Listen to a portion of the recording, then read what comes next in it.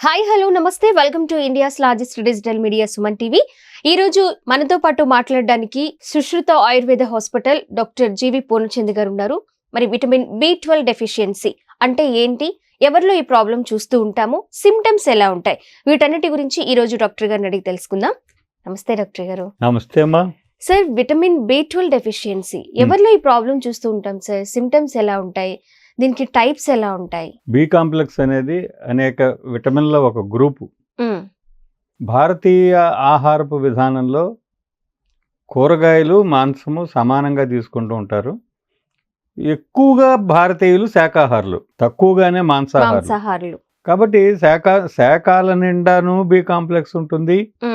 మాంసాహారంలోనూ దండిగా, మాంసంలో కూడా B12 బి కాంప్లెక్స్ అనేది దండిగా ఉంటాయి మనకి.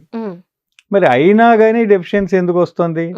అటు మాంసాహారము ఇటు శాకాహారము రెండూ తీసుకోకుండా, ఫుడ్ లేకుండా ఉండే వాళ్ళకి రావాలి. నేను ఇచ్చే ఒక ఉపాయం ఏంటంటే, రాత్రే ఒక గ్లాసు పెరుగు అంత గ్లాస్ తీసుకోండి, దాన్ని శుభ్రంగా చిలికేసేసి అదే గ్లాస్తో 3 గ్లాసులు నీళ్లు కలపండి. మొత్తం 4 గ్లాసుల మజ్జిగ అవుతుంది. ఈ 4 గ్లాసుల మజ్జిగని ఫ్రిడ్జ్లో పెట్టకుండా బయటే పెట్టి ఉంచి, మూత పెట్టేసి ఉంచి, పొద్దున్నే నిద్రలేస్తూ ఈ 4 గ్లాసుల మజ్జిగని శుభ్రంగా తాగేయండి. పొద్దున్నే నీళ్లు తాగమని అందరూ చెప్తూ ఉంటారు. ఉత్త నీళ్లు తాగడం దానికి మజ్జిగ నీళ్లు తాగండి. బోళ్ళంత ప్రోబయాటిక్ కడుపులోకి వెళ్తుందిగా. అంటే 3 గ్లాసుల నీళ్లు కలిపినందువల్ల ఈ 1 గ్లాసు పెరుగులో ఉన్నటువంటి బ్యాక్టీరియా 3 గ్లాసుల నీళ్లలోనూ తెల్లవారులు గ్రోత్ పెట్టాం మనం. ధనియాలు, జీలకర్ర, శొంఠి 3 సమానంగా తీసుకుని, ధనియాలు, జీలకర్ర, శొంఠి మూడింటిని సమానంగా తీసుకుని, దేనికది కాస్త వేయించేసేసి మిక్సీ పట్టేసేసి కాస్త ఉప్పు కలిపి సీసాలో పెట్టుకోండి. అది భద్రంగా ఎక్కడైనా ఉంచుకోవచ్చు. ఈ మజ్జిగలో 1 చెంచానో 2 చెంచాలు మీరు తీసుకునే క్వాంటిటీని బట్టి తగినంత ఆ శొంఠి పొడి, ధనియాలు, జీలకర్ర, శొంఠి పొడి వేసుకుని మజ్జిగ తాగితే పొట్టలో ఉన్నటువంటి దోషాలు పోతాయి. మొదటి సూత్రం. రెండో సూత్రం ఏంటంటే, మనకి కావలసినటువంటి విటమిన్లు అన్నీ ఏ లోపానికైనా వర్తిస్తుంది. ఇప్పుడు నేను చెప్పేది ఒక్క B12 గురించే నేను చెప్పట్లా, విటమిన్ డెఫిషియన్సీలతో బాధపడే వ్యక్తులందరికీ పనికొచ్చే విషయాలు నేను చెప్తున్నాను. ఓకే. సో క్యారెట్, కీర, ముల్లంగి, ఈ క్యారెట్, కీర, ముల్లంగి తీసుకుని, ఒకవేళ షుగర్ లేని కానీ వాళ్ళైతే తియ్యటి పండు ఏదన్నా సరే, ఈ 4టిని కలిపి మిక్సీ పట్టేసి జ్యూస్ తీసుకుని పొద్దునే అంత జ్యూస్ తాగండి. ఏ 6ంటికో మజ్జిగ తాగుతాము, 7 గంటలకు 8 గంటలకు జ్యూస్ తాగేసేయండి. మళ్ళీ సాయంత్రం మళ్ళీ ఆఫీసు నుంచో, కాలేజీ నుంచో, స్కూల్ నుంచో రాగానే మళ్ళీ 1 గ్లాసు తాగండి. 1 నెల రోజులు క్యారెట్, కీర, ముల్లంగి, ఫ్రూట్ ఈ 4ంటి జ్యూసు తాగితే డెఫిషియన్సీలన్నీ కూడా సాధ్యమైనంత వరకు సాధ్యం. మందులు వాడాల్సిన మందులు కూడా ఇమ్మడవు కదా. ఇది ఏం చేస్తుందంటే మీ పేగుల్ని బాగు చేయడం. దీని నిండా ఫైబర్ ఉంటుంది.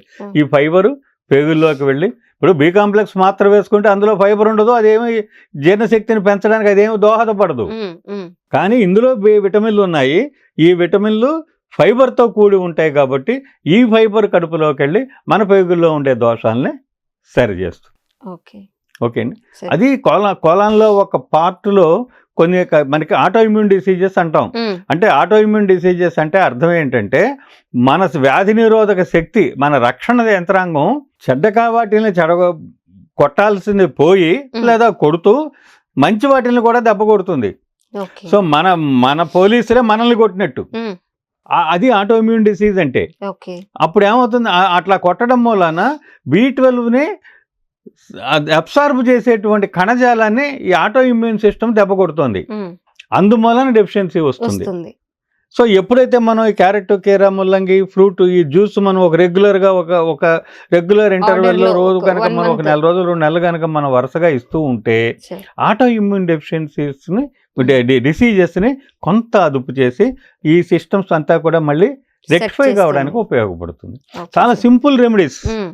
ఇవేమి పెద్ద ఖర్చుతో కూడుకున్నవేమీ కాదు, టైంతో కూడుకున్న మన ఎవరికి వాళ్ళు పట్టుకు ఇంట్లో ఎవరో చేసి పెట్టాల్సిన అవసరం ఏమీ లేదు.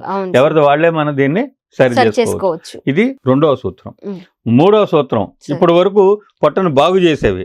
మూడవ సూత్రం పొట్టను చెడకుండా చేసేది టిఫిన్లు.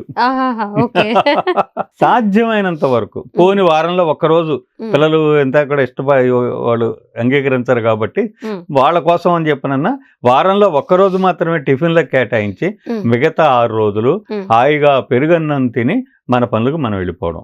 ఓకే. ఈ మిగతా నేను దేన్ని మాట్లాడను. ఈ 3 జాగ్రత్తలు గనక పొద్దున పూట గనక మనం తీసుకోగలిగితే డెఫిషియన్సీలు, విటమిన్ డెఫిషియన్సీలు సెట్ అవ్వటం మొదలవుతుంది. Okay sir. ఆయుర్వేద పరంగా అగ్నితుండేవటి అనే బిళ్ళలు ఉన్నాయి, చిత్రకాదివటి అనే బిళ్ళలు దొరుకుతాయి. అగ్నితుండేవటి, చిత్రకాదివటి, లేకపోతే ఆరోగ్యవర్ధనివటి అని టాబ్లెట్స్ ఉంటాయి. ఇవి ఆయుర్వేద మందుల షాపుల్లో దొరుకుతూ ఉంటాయి. ఇవి రోజు పొద్దునొకటి రాత్రి ఒకటి చొప్పున అవి గనక వాడుకుంటూ ఉంటే జీర్ణశక్తి పెరిగి ఈ డెఫిషియన్సీస్ కూడా కొంచెం ఆగుతాయి. తర్వాత ఆమలకి ఉసిరికాయ నల్ల పచ్చడి అంటాం మనం. ఈ నల్ల పచ్చడిని రోజు పొద్దున పూట మొదటి ముద్దగా గనక మనం భోజనంలో మొదటి ముద్దగా గనక ఉసిరికాయ తొక్కు పచ్చడి అంటామే. ఊరకాయ పెట్టింది కాదు, ఏది ఆవకాయలాగా పెట్టింది కాదు. ఆవకాయలాగా పెడితే దాంట్లో సి విటమిన్ అన్నీ ఎగిరిపోతాయి, ఏం ఉండవు. ఆవకాయలాగా కాకుండా పొయ్యి ఎక్కించకుండానే దంచి నిలవ పచ్చడి పెడతారు. నల్ల పచ్చడి అని చెప్పినాను, లేకపోతే తొక్కు పచ్చడి అని అంటూ ఉంటారు మన వాళ్ళు. అది నెయ్యి వేసుకుని చక్కగా ఎత్తుకెత్తు పసుపు కలిపి ఆ ఉసిరికాయ పచ్చడిని కనుక పసుపు కలిపి తాలింపు పెట్టుకుని ఫ్రెష్గా ఒక వారానికి సరిపడా యువతలకి తీసి కాస్త పసుపు వేసి తాలింపు పెట్టుకుని రోజు మొదటి ముద్దగా ఒక చెంచాడు అది కనుక తింటూ ఉంటే విటమిన్ డెఫిషియన్సీలు చక్కగా సర్దుకుంటాయి.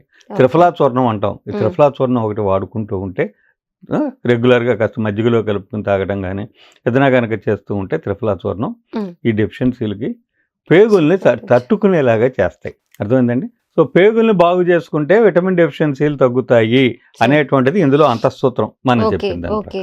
ఇప్పుడు ఎక్కడ చూసినా ముందు ఎటు నుంచి వచ్చినా సరే ముందు పేగుల్ని బలం చేసుకోవాలి, తినకూడని ఆహారం తినకూడదు, అలాగే మార్నింగ్ ఏం చేయాలి, పెరుగు మజ్జిగ వాడుకుంటే ఎలాంటి హెల్త్ బెనిఫిట్స్ ఉన్నాయి. మీరు చెప్పినట్లు 1 గ్లాస్ పెరుగుకి 3 గ్లాసులు వాటర్ కలిపి నైటే చేసుకోవాలి.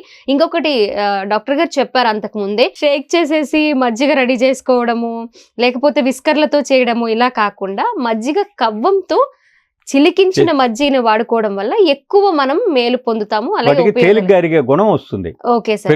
పెరుగు కొంచెం ఆలస్యంగా అరుగుతుంది, మజ్జిగ తేలిగ్గా అరుగుతాయి. అది పెరుగులో నీళ్లు కలిపితే అవదు, చల్లకవంతో చిలికితేనే, అంటే వెన్న తీసినందువల్ల ఆ మజ్జిగకి తేలికగా అరిగే గుణం వస్తుంది. అది అంత చిలకాలి. సో విన్నాం కదా, ఇవన్నీ కొన్ని చిన్న చిన్న చేంజెస్, అలాగే చిన్న చిన్న రెమెడీస్ మనకి ఈజీగా దొరికేవి, అలాగే ఈజీగా చేసుకోగలిగేవి, టైం కూడా ఎక్కువ లేకుండా డాక్టర్ గారు చెప్పారు. ఇవి సాధ్యమైనంత వరకు విన్న వాళ్ళందరూ అలవాటు చేసుకోవడానికి ట్రై చేయండి. ఇలాంటి ప్రాబ్లమ్స్ రాకుండా జాగ్రత్త పడవచ్చు. Thank you so much doctor. Thank you.